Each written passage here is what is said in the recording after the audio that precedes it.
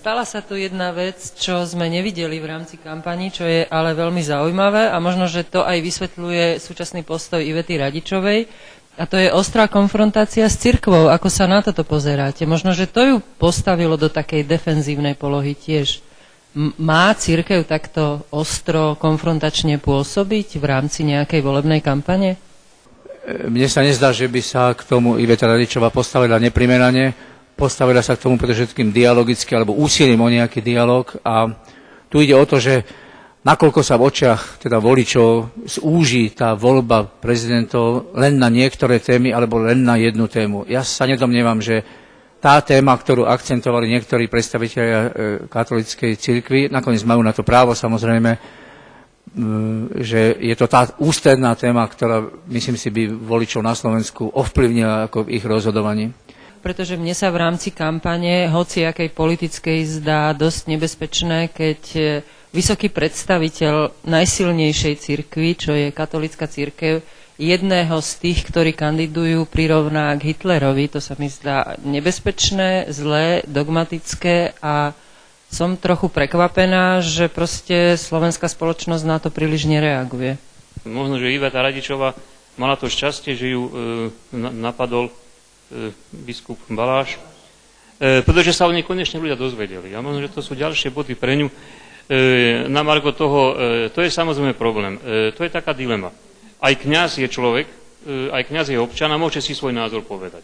Lenže na Slovensku máme problém s tým, a toto by si mala aj cirkev uvedomiť, a nielen katolícka, ale zrejme aj evanjelická, že slovenská tradícia je taká, že kňaz má určitú autoritu a keď on prehovorí, tak on nehovorí ako Jano v krčme, ale hovorí svojim veriacím, ktorí mu dôverujú, a preto si myslím, že tu na tradícia, keď sa kňazi a cirkev vyslovujú k politickým otázkam, nie je celkom na mieste a mali by sme to naozaj o tom veľmi zoširoka debatovať, lebo samozrejme aj biskup Baláš môže povedať, tak ja som tiež občan, ja tiež môžem povedať, že keď on to hovorí na kázni pred svojimi veriacimi, to už je niečo celkom iného, ako keď sa bavia nejakí ľudia medzi sebou. Takže ale je pravda aj to, že zase existuje na Slovensku aj taká určitá averzia voči tomu. A my sme boli toho svedkami hneď pri prvých voľbách. Ako náhle sa katolícki kňazi zapojili do kampane a KDH zrazu naproti všetkým očakávaniam prepadla. Podľa môjho vkusu biskup Baláš použil naozaj teda veľmi vyhrotené a neprimerané výroky, už aj týmto prirovnaním. Potom o tom bola diskusia, čiastočne on z tých výrokov cúvol, alebo sa to snažili vysvetľovať, že to tak celkom nebolo. Ale tak či onak, Slovensko nie je jediná krajina, kde cirkev proste vstupuje. Vieme, treba znovu zo Spojených štátov, že to bol práve katolícky klérus tam, ktorý teda povedal, že ľudia, ktorí budú voliť Obamu, že sa dopustia hriechu, hej. Napriek tomu, že prezident Biden je katolík, hej, takže to máte takéto spory. No, Amerika je väčšmi protestantská, tam tento hlas natoľko nezaznel. Ale slovenská tradícia hovorí po skúsenostiach so Slovenskou vojnovou republikou, a to má Dušan Kovač veľkú pravdu, že nadmerné, vyhrotené, konfrontačné a prípadne aj skreslené zapojenie sa kléru do politiky v tomto slova zmysle môže mať nakoniec kontraproduktívne účinky voči tomu, čo pôvodne chcelo vyvolať. To sa nedá v tejto chvíli odhadnúť. On určite mal na to právo, nemôžeme zase zobrať, domnievam sa, právo, aj keď sú to kňazi, aj keď ich hlas je vážnejší, aby oni vstupovali do spoločenskej debaty, aby sa prejavili. Tak na to, domnievam sa, máme vlastne aj celé toto ovzdušie slobody. Ja súhlasím v zásade s vami, ale myslím si, že by som chcela rozlíšiť tie jemné nuancy toho postavenia. Ja naozaj nemám problém s tým, aby kňaz mimo kázne, mimo toho inštitútu kázne sa vyjadril, koho napríklad on osobne chce voliť a prečo, a zdôvodnil to, aby využil svoju slobodu prejavu na to, aby toto verejne artikuloval, alebo napríklad odporučil skupine ľudí, ktorá mu dôveruje, ako majú voliť. Ale inštitút kázne, v ktorom ja vyslovím takéto ostré slova alebo ostrú kritiku kandidáta, tak si myslím, že ako keby biskup si neuvedomil, že on je v tom momente najvyššou autoritou pre tých veriacich. Je to človek, ktorý ich vyspovedáva z ich hriechov, na ktorého sa mnohom obracajú v rozsudzovaní toho, čo je morálne a nemorálne, etické a neetické v ich konaní. A že jeho slova v tej situácii, v tom inštitúte budú úplne inak vnímané, ako keby vyjadril mimo tohoto priestoru svoj občiansky postoj. A ja si myslím, že pre mňa toto je také zásadné delenie, že ako keby, lebo tá cirkev pre mnohých je naozaj autoritou, podľa ktorá je v určitom momente aj zneužiteľná psychologicky.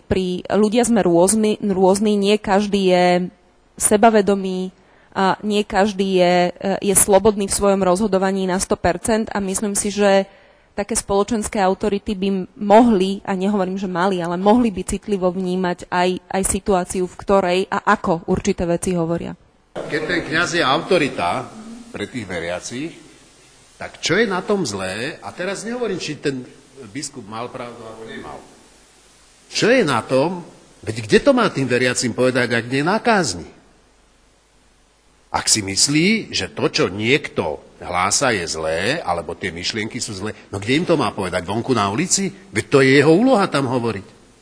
Netreba zabúdať, že aj cirkevní hodnostári sú iba ľudia a vieme predsa o Balážovi, že to je veľmi impulzívny, temperamentný človek, tak možná, že aj v návale toho sa tak vyslovil. Ale okamžite sa vlastne stretol potom s Ivetou Radičovou a nejak si to celé dovysvetľovali. Čiže možná obidve strany zaradili spiatočku tak trošku. Ale nevieme ďalej, aké sú dohry. A to je možná chyba. Nevieme dohru tohto, čo je to, prípad, incident. Ja by som doplnila, ak môžem, hoci mi to veľmi neprislúcha ako moderátorka, ale nedá mi. Myslím si, že je tu ešte aj jeden aspekt, na ktorý narazil pán Dušan Kováč ako historik, že mali by sme sa pozrieť aj na históriu toho človeka. A Rudolf Baláš v 96. roku, v októbri 96, na otázku novinára z ČTK, že čo hovorí na to, že sa otvára rodný dom Jozefa Tisa, že či s tým nemá problém, povedal nie, naopak. Jozef Tiso bol vynikajúci človek a ja si ho vážim. Takže pre mňa to, že prirovnal Ivetu Radičovú, ktorá s týmito vecami, so slovenským štátom a tak ďalej nemá žiaden súvis, ale on to bol, ktorý chválil Jozefa Tisa a on prirovná Ivetu Radičovú k Hitlerovi v negatívnych konotáciách, tak to je tragikomické až. Cirkev ako inštitúcia sa definuje ako niečo, čo sa má starať o blaho ľudských duší a o ich spásu a tak ďalej. Kňazi, ich pôsobnosť je definovaná týmto smerom. Ja som povedal, je tu dilema, pretože máme slobodu prejavu a iste nemôžeme niekomu zabrániť, aby sa vyjadroval. Ale myslím si, že hlavne na to, vzhľadom na to, že na Slovensku sú aj veľmi zlé historické skúsenosti s tým, že cirkev vstupuje do politiky, čiže s takým nejakým politickým klerikalizmom. Sú tu na zlé skúsenosti, že by cirkev mala, aj predstaviteľ by mali zvažovať. A mnohí to zvažujú. Ak ste si všimli tú reakciu, mnohí to zvažujú, že naozaj treba byť v tejto veci veľmi opatrný. A myslím si, že ten inštitút kázne, ja nechodím do kostola, ale keby som do kostola išiel by som tam iste preto, aby som si vypočul niečo, čo sa týka, povedzme, mojej duše, ale nie kvôli tomu, aby som tam počúval politické prejavy. Ja si myslím, Jeňo, ak teda môžem na to priamo zareagovať, tak krátko. Dobre, krátko. Tak ja si myslím, že ten priestor je obrovský. On sa môže ako občan vyjadriť v tlači, on sa môže vyjadriť v médiách, on sa môže vyjadriť na spoločenských udalostiach. Ja tomu rozumiem, ja mám naozaj problém s tým, že si myslím, že niekto, kto pre tých veriacich je autorita, ktorá do určitej miery môže mať rozhodujúci vplyv na to, ako oni vidia dobro a zlo, morálnosť a nemorálnosť, tak si myslím, že by mohol mať citlivosť na to, že v akej situácii a ako vyjadrí svoj názor.